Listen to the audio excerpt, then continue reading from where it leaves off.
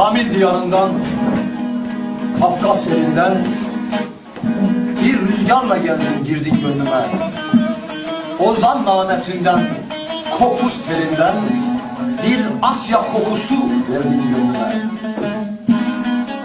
Türk'üm, Türk'üm, Türk severim, yarim Türk olur.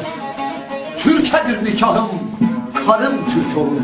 Oğlum, kızım, yuvam, yerim Türk olur. Bir Turan sevdası vurdun gönlüme.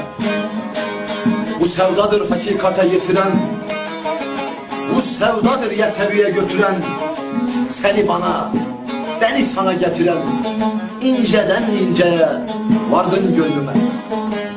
Ozan Erhan, cananın Türk, canın Türk, ötüken kokuşlum, terin, tenin Türk, ruhun İslam, bedenin Türk, kanın Türk.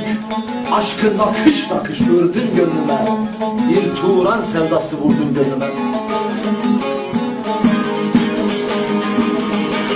Ötüken bakışlım, sevmişem seni. Adın güldür, kokun Turan ceylanım. Şiir ile şarkıyla övmüşem seni, şiir ile şarkıyla övmüşem seni.